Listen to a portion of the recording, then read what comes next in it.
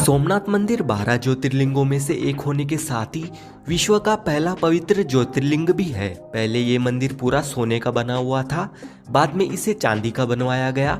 फिर श्री कृष्ण जी ने पूरे मंदिर को चंदन की लकड़ी का बनवाया था। इस मंदिर को आक्रमणकारियों ने 17 बार लूटा और 6 बार खंडित किया था, लेकिन सरदार वल्लभ भाई पटेल जी ने इसका फिर से रिनोवेशन करवाया और आज उसी गौरव के साथ में फिर से ये मंदिर अपनी प्रतिभा दर्शा रहा है। आपको ये जानकर हैरानी होगी कि सोमनाथ मंदिर में स्थित पुराने शिवलिंग में रेडियोधर्मी गुण थे, जो मंदिर के ऊपर संतुलन बनाए रखने में मदद करते थे। इसीलिए वो शिवलिंग धरती के बीच में झूलता रहता था। गुजरात के सौराष्ट्र क्षेत्र में वेरावल में सोमनाथ मंदिर समुद्र के किनारे पर स्थित है। सोमनाथ आने के लिए आपको ट्रेन से वेरावल रेलवे स्टेशन तक आ जाना होगा। वेरावल रेलवे स्टेशन से सोमनाथ सिर्फ 7 किलोमीटर के डिस्टेंस पर स्थित है और यहाँ पर बाय रोड बस के थ्रू भी इजीली आ सकते हैं। सोमनाथ जी का ये मंदिर G+ सिक्योरिटी में आता है, इसीलिए मंदिर में दर्शन करने जाने से पहले फोन, कोई भी इलेक्ट्रॉनिक आइटम्स, बैग मंदिर के बाहर यहाँ पर बने लॉकर्स में रखकर जाना होता है। सोमनाथ मंदिर के अंदर जो ओरिजिनल शिवलिंग था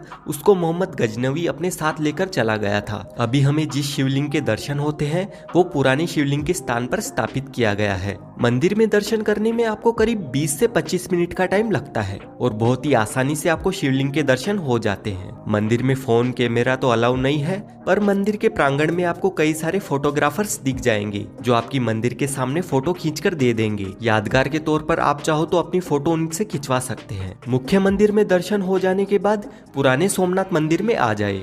सोमनाथ मंदिर के ठीक सामने ही पुराना सोमनाथ मंदिर बना हुआ है। जब मुगल शासकों ने सोमनाथ मंदिर को पूरी तरह से तहस नहस कर दिया था, तब रानी अहिल्याबाई होलकर जी ने यहाँ पर नए सोमनाथ मंदिर का निर्माण करवाया था। कहते हैं कि उनके सपने में साक्षात शिव जी ने उनको दर्शन देकर इस मंदिर की स्थापना करने का मार्गदर्शन किया था। इस मंदिर में 2 शिवलिंग है। एक तो मंदिर के ऊपर स्थापित है जो अहिल्याबाई जी के नाम पर है, दूसरा नीचे की ओर है और स्वयंभू है, यानी स्वयं प्रकट हुआ है। यहाँ पर आप मंदिर में अच्छे से आराम से दर्शन कर सकते हैं। सोमनाथ मंदिर में दर्शन करने आने वाले सभी यात्री इस प्राचीन सोमनाथ मंदिर में भी दर्शन करने आते हैं, इसलिए आप भी यहाँ पर जरूर आइएगा। सोमनाथ में स्टे करने के लिए सोमनाथ ट्रस्ट की ओर से यहाँ पर अतिथि भवन और अतिथि गृह बने हुए हैं। इनमें डॉर्मेट्री की सुविधा भी मिल जाती है। डॉर्मेट्री का चार्ज 90 रुपए पर पर्सन के अकॉर्डिंग होता है और बाकी AC नॉन AC रूम्स के चार्जेस की लिस्ट आपको डिस्क्रिप्शन में मिल जाएगी। और साथ ही यहाँ पर मंदिर के नियर बाई कई लग्जरी होटल्स और बजट फ्रेंडली होटल्स भी आपको मिल जाते हैं। आप इनमें भी रुक सकते हैं।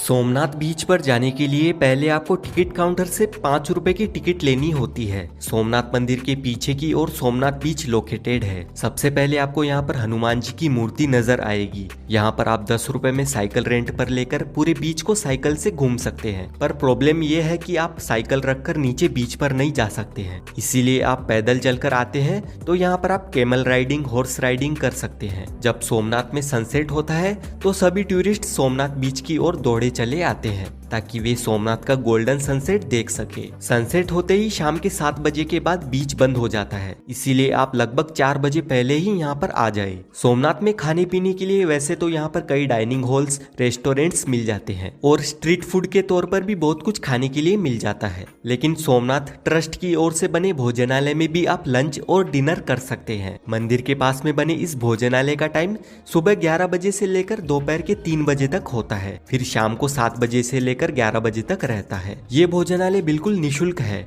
और यहाँ पर खाना भी काफी हाइजीनिक और स्वादिष्ट होता है, तो आप यहाँ पर भी खाना पीना कर सकते हैं। सोमनाथ मंदिर से लगभग 5 किलोमीटर की दूरी पर भालका तीर्थ स्थित है। इसी स्थान पर श्री कृष्ण जी को तीर लगा था, जब एक शिकारी ने श्री कृष्ण जी को हिरण समझकर उनके पैर पर तीर चला दिया था। मंदिर के अंदर आपको एक पीपल का वृक्ष नजर आएगा। माना जाता है कि ये वृक्ष हजारों साल पुराना है और इसी पेड़ के नीचे श्री कृष्ण जी बैठे थे जब जरा नामक शिकारी ने बाण से तीर छोड़ा था। मंदिर में कृष्ण जी लेटी मुद्रा में बैठे हुए हैं और उनके सामने शिकारी जी उनसे क्षमा मांग रहे हैं। श्री कृष्ण जी का ये एकमात्र मंदिर है जहाँ वे लेटी हुई मुद्रा में विराजमान है। इस पवित्र जगह पर आप भी जरूर विजिट करिएगा। अभी हम आ चुके हैं बाणगंगा के किनारे पर। ये जगह भालका तीर्थ से 1 किलोमीटर के डिस्टेंस पर स्थित है। माना जाता है कि इसी जगह से शिकारी जी ने श्री कृष्ण जी को तीर मारा था। यहाँ पर 5 शिवलिंग समुद्र के तट पर देखने को मिलते हैं और ये शिवलिंग स्वयंभू है और प्राकृतिक रूप से स्थापित है।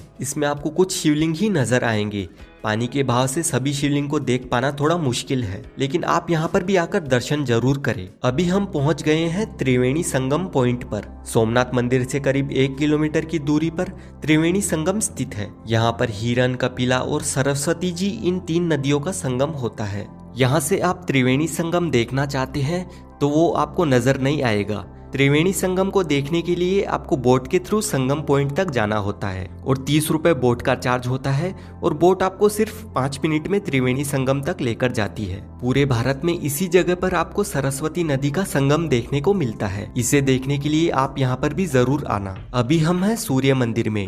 त्रिवेणी संगम से 5 मिनट के वॉकिंग डिस्टेंस पर ये अति प्राचीन सूर्य देव जी को समर्पित सूर्य मंदिर बना हुआ है। पूरे भारत में गिने चुने कम से कम 20 मंदिरों में से ये एक मंदिर सोमनाथ में भी स्थित है। पहले सूर्यदेव ही मेन भगवान थे जिनकी सबसे ज्यादा पूजा होती थी, पर समय के साथ समय भी बदलता रहता है। खैर, ये जो मंदिर है इसका आर्किटेक्चर 14वीं शताब्दी का है और मंदिर के गर्भगृह में सूर्य देव जी की मूर्ति स्थापित है। इसी सूर्य मंदिर के पास में 5 पांडव गुफा भी बनी हुई है। मंदिर के सामने एक कुंड बना हुआ है, इसे सूर्य कुंड कहा जाता है। कुंड के एकदम पीछे एक और सूर्य देव जी की मूर्ति स्थापित है। सूर्य मंदिर से 1 मिनट के डिस्टेंस पर आपको ये सिद्धनाथ महादेव मंदिर दिखेगा। इस मंदिर के बारे में ये कहा जाता है कि पांडव जब यहाँ पर आए थे तो वो लोग यहाँ पर विश्राम किया करते थे। ये छोटी सी गुफा है, इसमें कई सारे कमरे बने हुए हैं। फिलहाल इन कमरों में देवी देवताओं की मूर्तियां रखी हुई है। सिद्धनाथ मंदिर के बगल में ही हिंगलाज माता का मंदिर बना हुआ है। यहाँ पर इस पतली सी सकरी गुफा से होकर माता के दर्शनों के लिए जाना होता है। जिस सूर्य मंदिर में हमने पहले दर्शन किए उसी सूर्य मंदिर से 3-4 मिनट के वॉकिंग डिस्टेंस पर ये श्री कामनाथ मंदिर देखने को मिलेगा। श्री कामनाथ महादेव मंदिर में शिव जी के शिवलिंग के साथ आदि शंकराचार्य जी और नरसिंह भगवान के भी दर्शन करने का सौभाग्य प्राप्त होता है। टाइम बचाने के चक्कर में इस मंदिर में ज्यादा लोग नहीं आते हैं, पर आप जरूर आइएगा यहाँ पर भी। अभी हम आ चुके हैं गोलोक धाम के गीता मंदिर में। इस मंदिर के स्तंभों पर गीता के श्लोक लिखे हुए हैं, इसीलिए इसे गीता मंदिर कहा जाता है। श्री कृष्ण जी को भालका तीर्थ पर तीर लगा था, तब श्री कृष्ण जी इसी जगह पर आए थे और यहाँ पर अपने बड़े भाई बलराम जी से कुछ देर तक वार्तालाप करने के बाद उन्होंने अपना देह त्याग कर वैकुंठ धाम की ओर प्रस्थान कर लिया था। जब श्री कृष्ण जी जा रहे थे तो उन्होंने अपनी चरण पादुका यहीं पर छोड़ दी थी। गोलोक धाम में ही अब हम जा रहे हैं बलदेव जी की गुफा में। कहा जाता है कि जो कृष्ण जी के भैया थे बलदेव जी, उन्होंने अपने मनुष्य रूपी देह का त्याग इसी गुफा में किया था और वापस से शेषनाग जी का रूप धारण कर वे भी वैकुंठ लोक की ओर चले गए थे। इसीलिए इस जगह को भी विशेष माना जाता है। आपको गुफा में छोटा सा नाग बना हुआ दिखेगा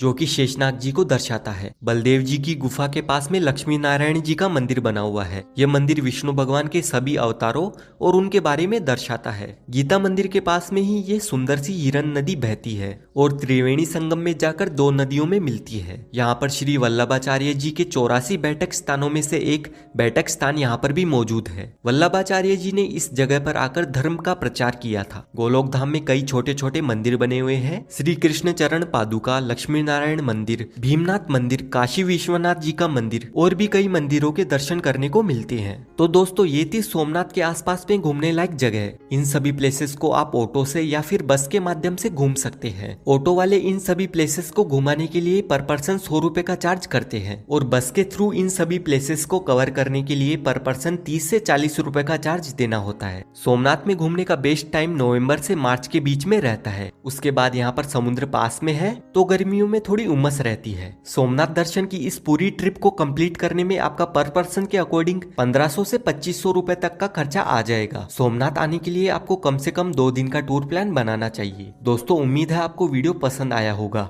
अगर आपको वीडियो थोड़ी सी भी अच्छी लगी हो तो वीडियो को लाइक करें और शेयर करें। अगर इस वीडियो के रिलेटेड आपका कोई भी डाउट है तो आप कमेंट करें।